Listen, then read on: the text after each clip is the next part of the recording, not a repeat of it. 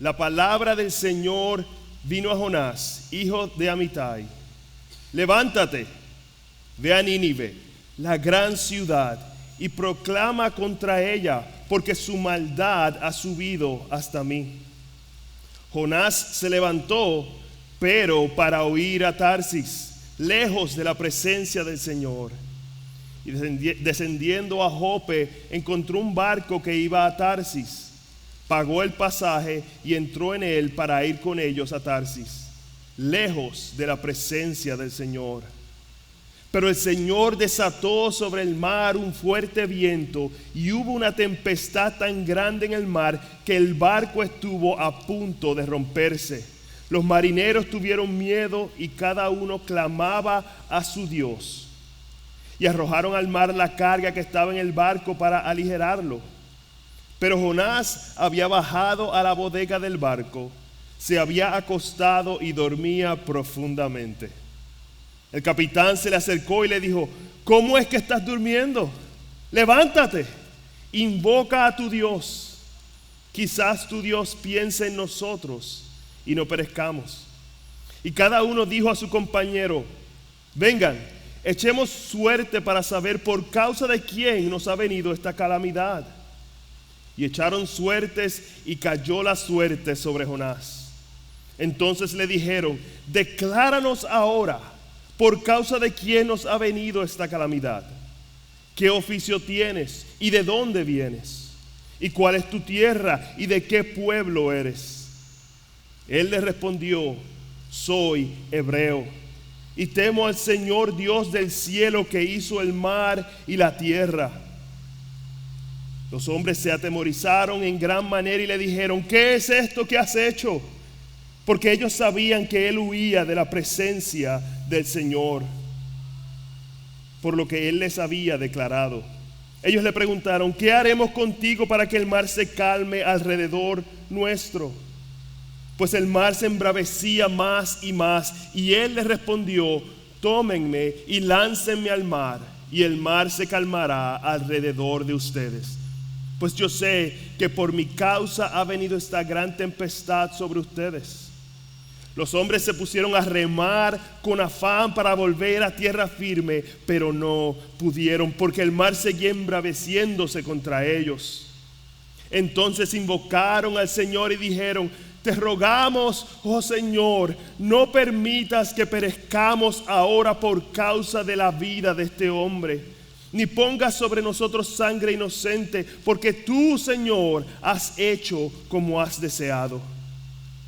Tomaron pues a Jonás y lo lanzaron al mar, y el mar cesó en su furia. Y aquellos hombres temieron en gran manera al Señor, ofrecieron un sacrificio al Señor y le hicieron votos. Y el Señor dispuso un gran pez que se tragara a Jonás. Y Jonás estuvo en el vientre del pez 3 días y 3 noches. Esa es la palabra del Señor. Pueden sentarse.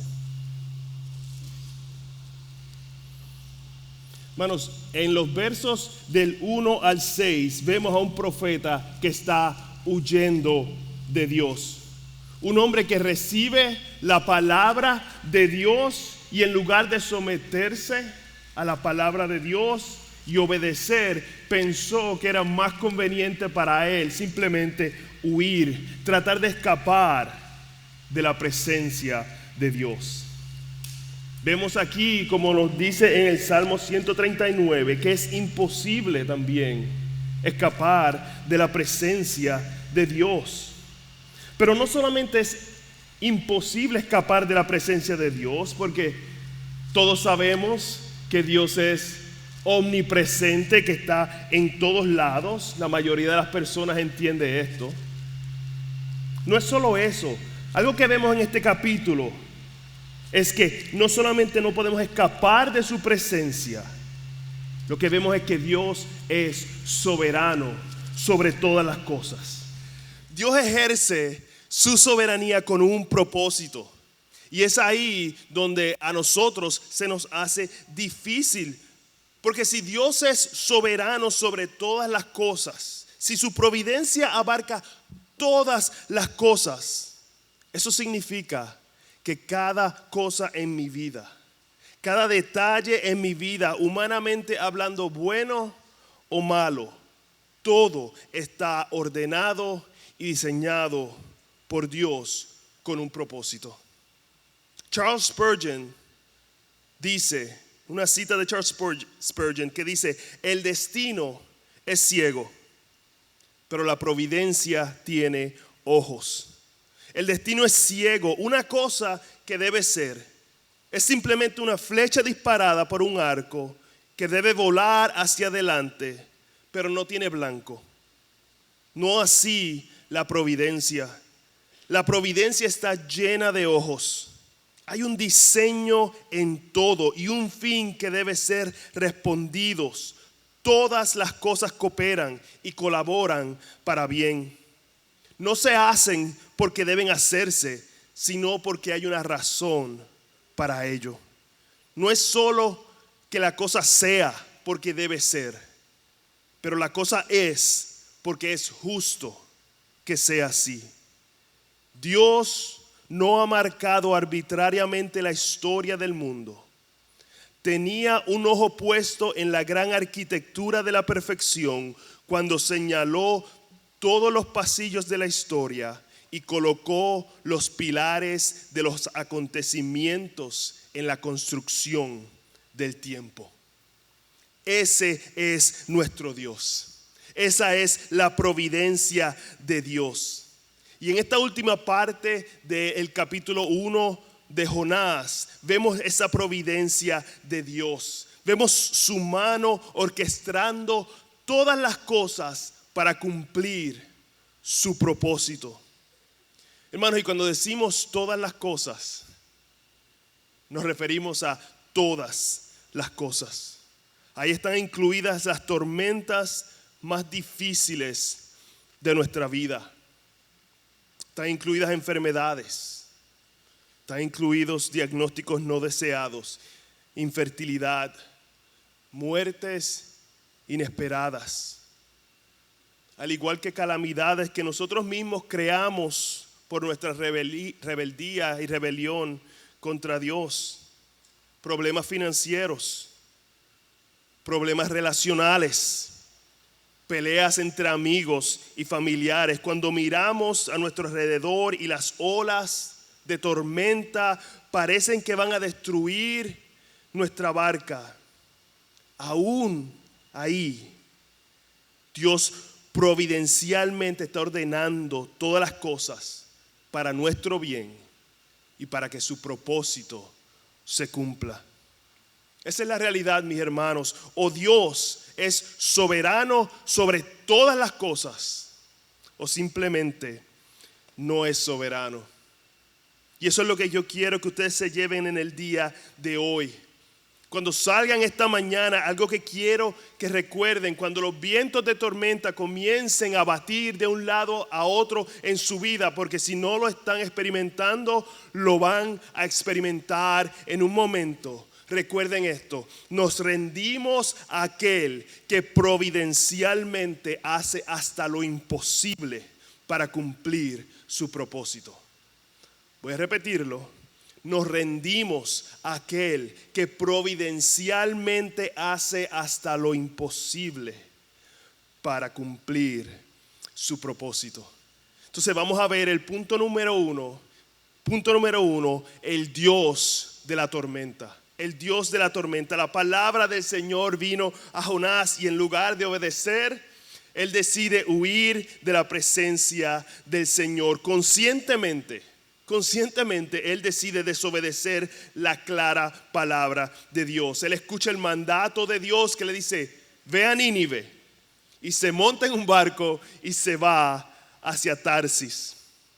Y el Señor, por esa desobediencia, desata una tormenta que afecta no solamente a aquel que desobedeció. La tormenta afecta también a aquellos que están a su alrededor.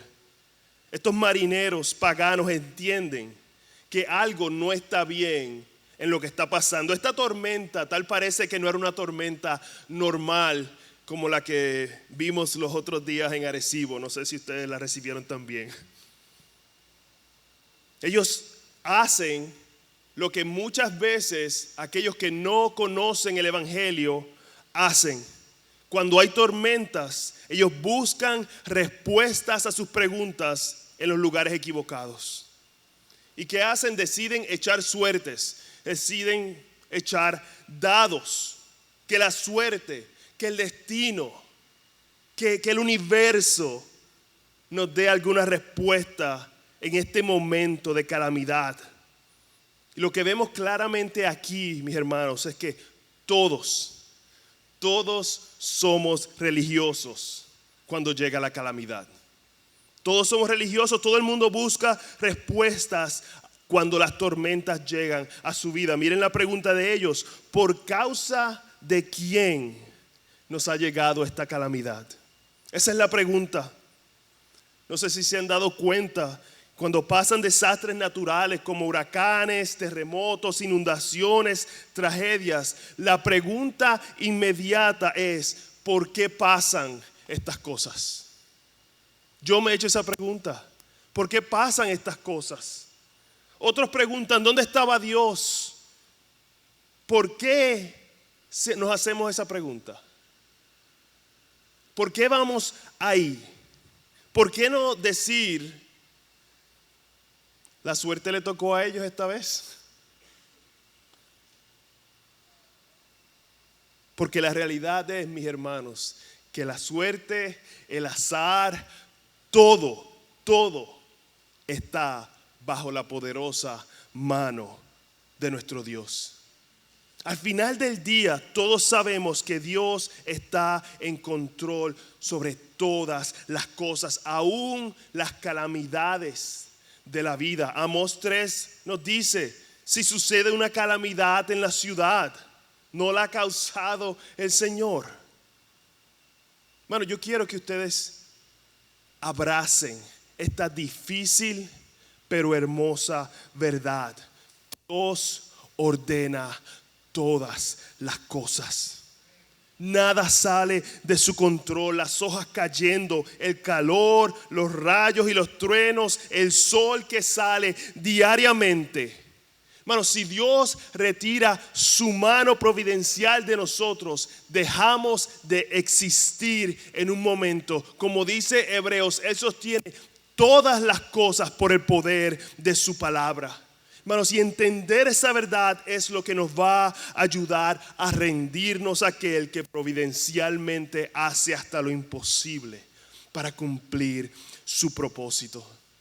Eso es lo que vemos, hermanos, en la vida de José.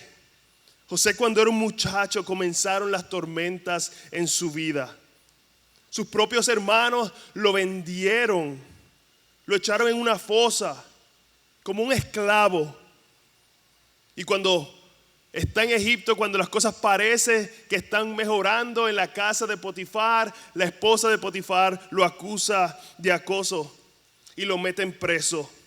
Calamidad tras calamidad en su vida, y sin embargo miren la respuesta cuando tiene que enfrentar a sus hermanos que lo vendieron. Pero José les respondió: no me tengan miedo. ¿Acaso soy Dios para castigarlos? Ustedes se propusieron hacerme mal, pero Dios dispuso todo para bien. Wow. No es que Dios lo permitió, no es que Dios dejó que pasara. Dios lo dispuso. Dios lo ordenó y lo hizo para bien. Dios es el agente primario, pero el que Dios lo dispusiera no le quita la responsabilidad al hombre como un agente secundario. Los hermanos de José hicieron conforme a lo que estaba en su corazón. Y aún así José dice: Dios lo dispuso.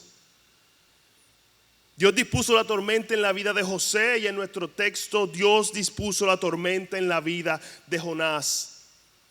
José no tenía la culpa de que sus hermanos lo vendieran. Jonás estaba recibiendo el castigo por su desobediencia. Y en ambos casos, Dios estaba en control y Dios tenía un propósito para ellos. Dice el verso 4 que el Señor desató una gran tormenta. El Señor desató una gran tormenta. Pero si le preguntamos a un científico o le preguntamos a los que nos dan las noticias del clima, nos pueden decir que el aire cálido y húmedo sobre el mar se eleva de cerca de la superficie, y como el aire se mueve hacia arriba, queda menos aire cerca de la superficie. El aire con mayor presión llena el área de baja presión, luego este nuevo aire se torna cálido, húmedo y también se eleva, y cuando el aire cálido y húmedo se eleva, se enfría, el agua forma las nubes, en todo el sistema comienza a girar y crece y se forma una tormenta. Y eso es cierto. Hay procesos naturales que crean las tormentas, pero los marineros no estaban buscando respuestas científicas, porque las respuestas científicas no pueden contestar nuestras preguntas existenciales. Cuando tenemos esas preguntas en nuestro ser, queremos data, queremos ver todas estas cosas, hermanos, pero eso no cambia, no cambia que Dios está en control, que Dios desató una gran tormenta. Eso es lo que nos dice la palabra de Dios. Dios ordena cada detalle, ordena cada una de las cosas en la historia hacia el punto culminante cuando el Señor Jesús vuelva por los suyos. La tormenta en el mar donde Jonás se encuentra fue dispuesta por Dios para su bien. Porque rendirnos completamente al Dios soberano es nuestro mayor bien. El creer esta verdad, el abrazar esta verdad es una arma poderosa cuando estemos en dificultad. Porque sin importar la situación podemos decir: ustedes se propusieron hacerme mal, pero Dios lo dispuso para bien. Oh, iglesia, y no quiero minimizar en ninguna manera el sufrimiento de nadie. Nosotros mismos hemos pasado un tiempo difícil como familia, pero la verdad bíblica es esta: la calamidad que podemos estar pasando ha sido dispuesta por Dios para nuestro bien. Tal vez no lo entendamos. Tal vez humanamente sería imposible ver su propósito, pero nos rendimos a aquel para el cual nada es imposible. Y aun cuando no podamos discernir sus propósitos, confiamos en sus promesas que todo obra para bien para aquellos que le aman. Quiero compartir una cita que ha sido de mucho ánimo y bendición para nuestra vida, nuevamente de Charles Spurgeon. Dice: Dios es demasiado bueno para ser cruel y demasiado sabio para equivocarse. Y cuando no podemos ver su mano, debemos confiar en su corazón. Confiamos en el corazón de Dios y nos rendimos a Él. Hermanos, ponemos nuestros ojos en Él en lugar de las circunstancias, porque si nos concentramos en nosotros, si nos concentramos en lo que podemos ver, en las circunstancias a nuestro alrededor, vamos a perder la visión de que Dios tiene un propósito y que nosotros por su gracia podemos ser parte de ese propósito.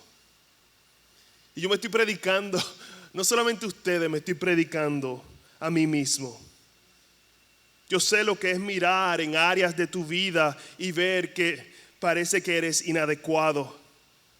Como líder, como esposo, como padre, como amigo. Y perder la visión de que Dios realmente puede usarte. Jonás perdió esa visión.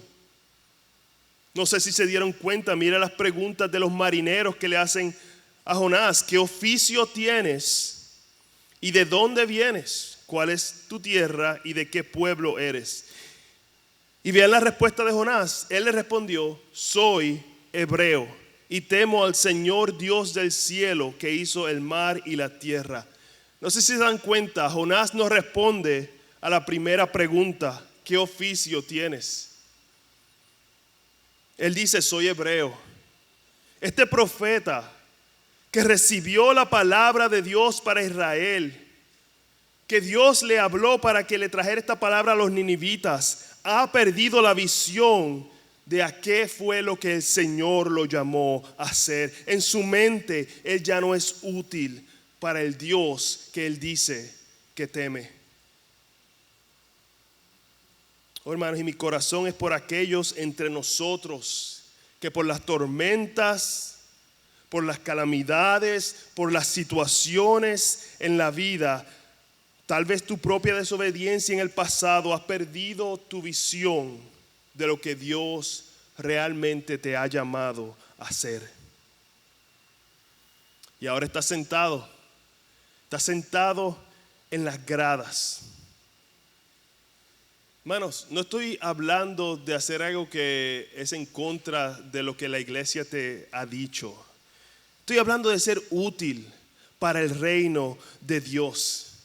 Y hay muchas áreas donde podemos servir a Dios. Podemos servir aquí en Sin Paredes, servir con niños, jóvenes, ayudando en la música, en el sonido, llevando comida a enfermos. Estoy seguro que si ustedes le preguntan a Luis le va a dar una lista de cosas que ustedes pueden hacer para servir a su iglesia.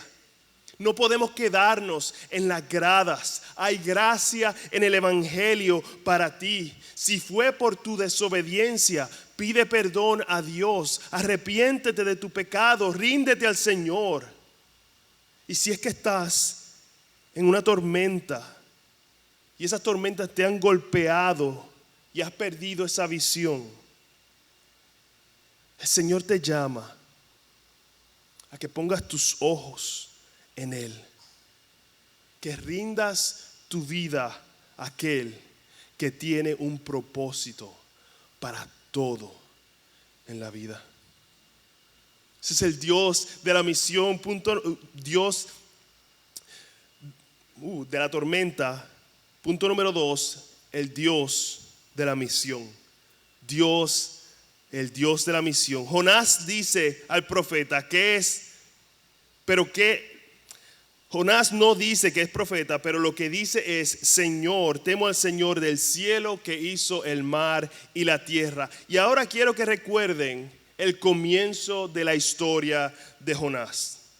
La palabra del Señor vino al profeta Jonás. Él bajó a Jope a comprar un pasaje para irse a Tarsis, para huir de la presencia del Señor. Y ahora se encuentra en medio de una tormenta que el Señor desató para corregir su desobediencia. Y en medio de esta situación el profeta dice: yo temo al Señor, el Dios del cielo y de la tierra. Y la respuesta de los marineros paganos es obvia. What? ¿De qué tú estás hablando?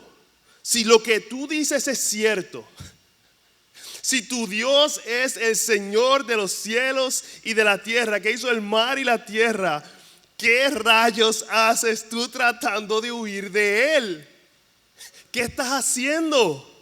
Oh, hermanos, los no creyentes, el mundo puede ver nuestras inconsistencias. Y cuando estamos en medio de la tormenta es cuando nuestras inconsistencias se ven más claramente. ¿Qué es esto que has hecho? ¿Qué tú estás pensando? Hermanos, muchas veces nosotros necesitamos que alguien venga a nuestro lado y nos diga ¿qué es esto que estás haciendo?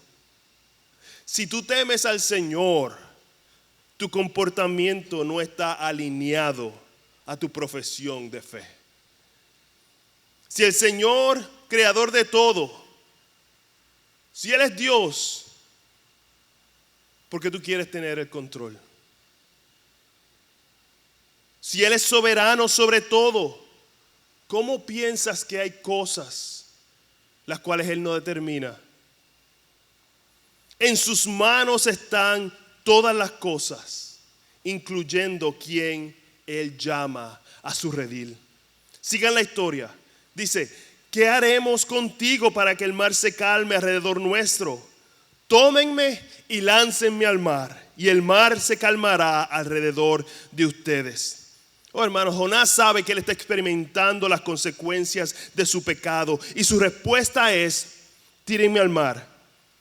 La Biblia no nos dice qué es lo que está pasando por la mente de Jonás, pero él entiende que su sacrificio va a aplacar la ira de Dios en ese momento. Y es interesante que aquel que no quería ir a Nínive a predicarle a los paganos allá, ahora se ofrece como un sacrificio para salvar la vida de estos otros paganos. Y en este momento en la historia hay como una transición a ver a Jonás como una figura de Jesús. Vean, Jonás ofrece dar su vida por la de ellos. Solo él moriría, el resto de la tripulación escaparía a la ira del Señor. ¿Y qué hacen los paganos? ¿Recibir el evangelio de la gracia del Señor? No. Comienzan a remar con afán. Estos paganos no querían echar al mar a Jonás. Eran paganos, pero parece que eran paganos buena gente. No quieren sacrificar a alguien que ante sus ojos era inocente. Aunque Jonás no es inocente, pero él no le había hecho nada a ellos. Y no les hace sentido que un hombre inocente pague con su vida por el resto de ellos para que ellos no reciban la ira de Dios. Y los marineros hacen lo que muchos de nosotros hacemos cuando estamos en problemas y no entendemos el evangelio. Comenzamos a remar con afán para llegar a tierra firme. Yo puedo hacerlo. Yo voy a remar, yo voy a hacer las cosas. Hermanos, no podemos, por más afán que le pongamos, ninguno de nosotros puede hacer nada para ganar su salvación o para llegar a tierra firme. Lo único que tú y yo podemos hacer es confiar en que el inocente murió para que nosotros no tengamos que experimentar la justa ira de Dios. Estás tratando de remar por tus fuerzas para llegar a tierra firme. Los marineros trataron hasta que se dieron cuenta que era fútil. ¿Y qué hacen en ese momento? Se rinden al Señor. Se rinden al Dios de Jonás. Ellos comienzan a orar al Señor. Lo que en el verso 5, no sé si se acuerdan, cada uno clamaba a su Dios. Ahora claman al Dios verdadero. Y esto es algo que podemos ver una y otra vez, que tal vez sea cierto para algunos de ustedes. El Señor usa las tormentas. El Señor usa el sufrimiento en nuestras vidas para llamarnos a Él. Cuando estamos en estas situaciones, muchas veces ya lo hemos tratado todo. Y ahí nos damos cuenta que no podemos hacer nada. que lo único que podemos hacer es rendirnos ante aquel que providencialmente orquestó todo para que nosotros lleguemos a sus pies. Oh, mis hermanos, nos rendimos a aquel que providencialmente hace hasta lo imposible para cumplir su propósito. Y ahora los marineros lanzaron a Jonás al mar y el mar se calmó. Y dice, aquellos hombres temieron en gran manera al Señor. Ofrecieron un sacrificio al Señor y le hicieron votos. Una cosita más que quiero que vean en esta última sección. Cómo la providencia de Dios está en acción. Hermanos, nuestra efectividad ministerial, nuestra efectividad misional no necesariamente es equivalente a nuestra cercanía con Dios. ¿Qué quiero decir con esto? Que nuestro corazón podemos estar alejándonos del Señor. Que en nuestro corazón podemos tener rebeldía contra Dios. Porque no queremos hacer lo que Él nos pide. Porque tal vez no nos gusta el lugar donde nos ha llamado.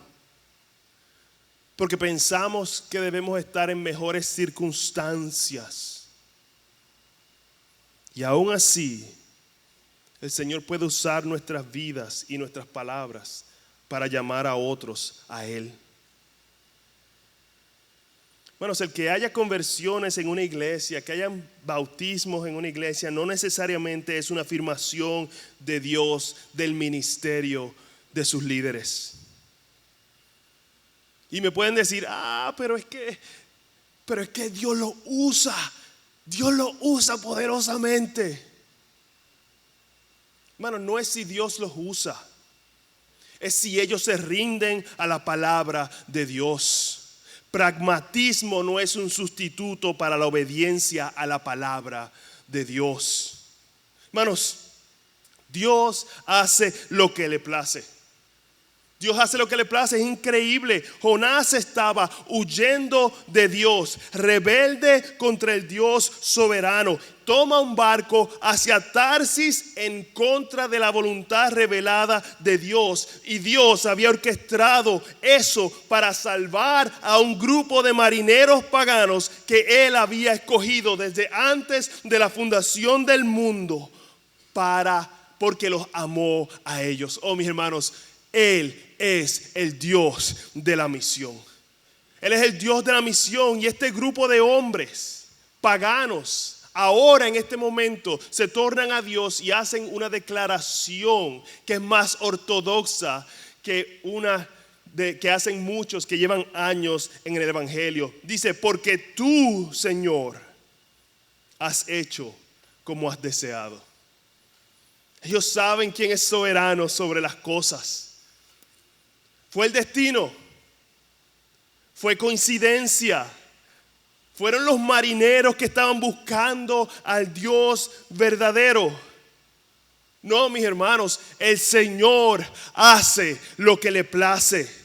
Dios cumple su misión, porque no es nuestra misión, es la misión de Dios de salvar a pecadores como tú y como yo, de todo pueblo, lengua, tribu y nación. Y nosotros somos simplemente participantes en la misión de rescate que el Dios soberano ha hecho para traer a su pueblo a Él. Y cuando Él lo hace, Él se lleva toda la gloria, mis hermanos. Jonás, ve y predica a estos paganos en Nínive. Nope, yo me voy para Tarsis. Así. El Señor forma una tormenta. Y a pesar que Él está huyendo de Dios, el Señor usa la vida de Jonás y sus circunstancias para que los paganos le conozcan. Oh, hermanos, increíble la providencia y la soberanía de Dios. Él es el Señor creador de los cielos y de la tierra, y Él es el Dios de la misión. Él es el Dios de la tormenta. Él es el Dios de la misión. Y ahora veremos por último que Él es el Dios de la salvación. Él es el Dios de la salvación. Verso 17. Y el Señor dispuso un gran pez que se tragara a Jonás. Y Jonás estuvo en el vientre del pez 3 días y 3 noches. En el verso 4 dice que el Señor desató una gran tormenta. Y ahora en el verso 17 dice que el Señor dispuso un gran pez. Jonás fue echado al mar. Jonás no podía salvarse por sus propias fuerzas. Jonás no podía nadar a la orilla. Él no podía salvarse solo. Pero Dios dispuso. El Señor ordenó que un gran pez se tragara a Jonás. Y yo no voy a pasar mucho tiempo aquí hablando del pez, si es físicamente posible que esto sucediera. Muchas personas argumentan que esto es una alegoría, que es imposible que Jonás sobreviviera. Bueno, pero aquí es donde dejamos que la Biblia hable por sí sola. Les confieso que no es algo que pasa frecuentemente. No es algo que pasa todo el tiempo. El Señor a veces hace cosas fuera del comportamiento natural de su creación. Y eso es exactamente lo que vemos aquí. Es un milagro. Eso es un milagro. Y Jesús mismo apunta aquí. Para Jesús este hecho no es un cuento de hadas, esto no es una alegoría. Miren lo que Jesús dice acerca de esto en Mateo 12. Mateo 12, verso 38. Entonces algunos de los escribas y fariseos dijeron a Jesús: Maestro, queremos ver una señal de parte tuya. Pero él respondió: una generación perversa y adúltera demanda señal, y ninguna señal se le dará sino la señal de Jonás el profeta. Porque como estuvo Jonás en el vientre del monstruo marino 3 días y 3 noches, así estará el Hijo del Hombre 3 días y 3 noches en el corazón de la tierra. Esta escena de un gran pez tragándose al profeta no es para que nosotros pasemos horas debatiendo si es posible o no es posible que sobreviviera el profeta. Dios dispuso que el gran pez se tragara a Jonás para darnos una señal, para apuntarnos a aquel que estaría en el corazón de la tierra por 3 días y 3 noches para ganar nuestra salvación. Hermanos, si tenemos problemas porque pensamos que un ser humano no puede sobrevivir en el vientre de un pez por 3 días y 3 noches, yo creo que tal vez no hemos entendido el evangelio completamente. Porque es más fácil que Jonás sobreviviera en el vientre de un pez a que pecadores que estábamos muertos en nuestros delitos y pecados, que odiábamos a Dios, que estábamos corriendo de Él, un día el Señor nos mirara con misericordia y dispusiera a darnos vida espiritual y que nuestros ojos abrieran y que veamos la belleza del evangelio. Eso, mis hermanos, es más difícil que sobrevivir en un pez. El milagro de tu salvación era humanamente imposible, pero el Dios de lo imposible ordenó que se hiciera la luz en tu corazón, y así fue. Estábamos muertos y Él nos dio vida. Mi hermano, este libro no es acerca de Jonás. Este libro no es acerca de un gran pez. Este libro es acerca de un gran Dios y Salvador. Como les dije en el punto anterior, hay un torno, una transición, donde comenzamos a ver a Jonás como un tipo de Jesús.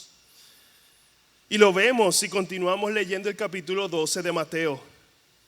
En el verso 41 dice: los hombres de Nínive se levantarán con esta generación en el juicio y la condenarán, porque ellos se arrepintieron con la predicación de Jonás.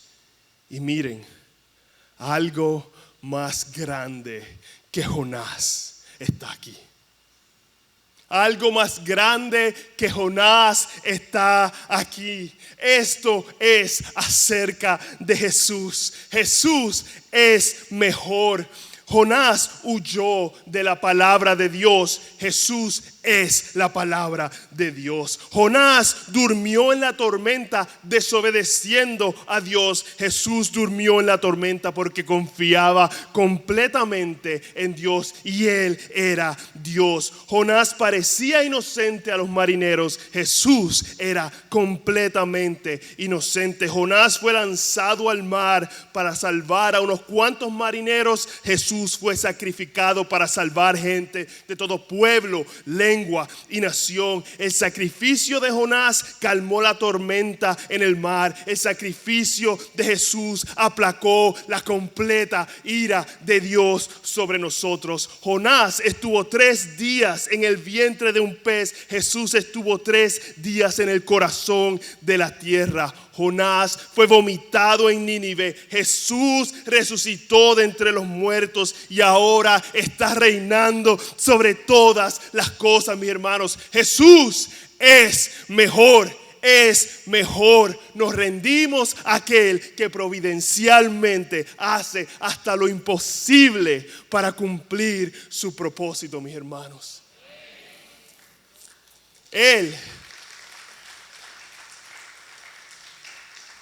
Hermanos, Él es el Dios de lo imposible. Hizo lo imposible para salvarnos. El Padre quebrantó a su Hijo para darnos salvación. Y una cosa más antes de terminar. Esta tormenta que vemos en el libro de Jonás está pasando en el mar. En la Biblia el mar es presentado como el lugar de tormentas, de problemas, de pecado. Pero porque el Dios de lo imposible hizo lo imposible para salvarnos, ahora tú y yo tenemos esperanza que las tormentas de la vida un día pasarán.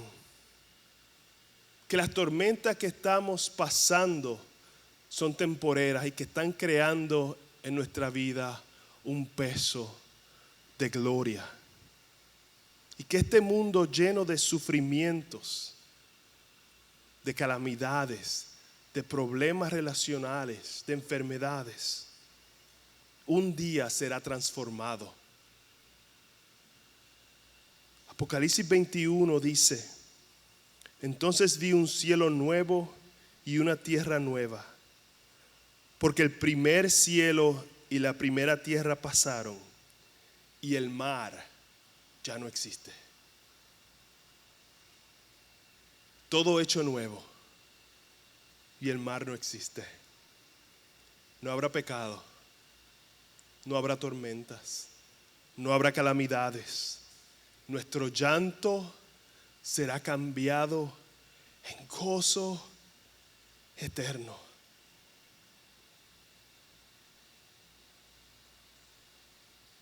Y el Dios soberano providencialmente está orquestando toda la historia para ese momento. Y está orquestando cada detalle de nuestra vida para prepararnos para ese momento. Cada tormenta en nuestra vida está en sus manos. Pero más allá, nuestra vida misma está en sus manos. Nuestra misión está en sus manos, porque es su misión y no la nuestra. Y hermano, nuestra salvación está en sus manos, porque Él es el Dios de la salvación. Hermanos, cuando entendemos quién es este Dios santo y soberano,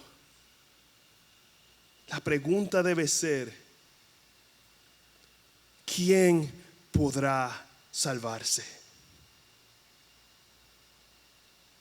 Y la única respuesta correcta será la que nos dio nuestro Señor Jesús en Lucas 18. Lo imposible para los hombres es posible para Dios. Lo imposible para los hombres es posible para Dios.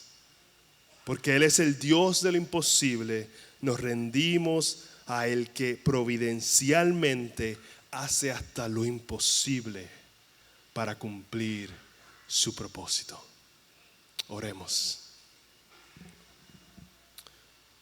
Oh Señor, tú eres el Dios de lo imposible. Tú eres el Dios de la tormenta. Todas las cosas están en tu control, Señor. Por más difíciles que sean las situaciones de la vida, podemos, Señor, confiar en tu corazón. Que tú estás orquestando todas las cosas para nuestro bien. Que nos estás transformando cada día más a la imagen de tu Hijo. Y que un día todo este sufrimiento momentario pasará y podemos verte cara a cara y estaremos una eternidad adorando tu santo nombre, Señor. Esa es nuestra esperanza, Señor. Y mientras esperamos ese día, te pedimos que tu Espíritu Santo nos ayude a poner nuestros ojos en Jesús, el autor y consumador de nuestra fe, y que podamos descansar en ti, con nuestros ojos en ti, mientras esperamos tu llegada. Ayúdanos a confiar en ti. Ayúdanos a rendirnos ante ti, para que tú recibas toda la gloria. En el nombre de Jesús oramos. Amén.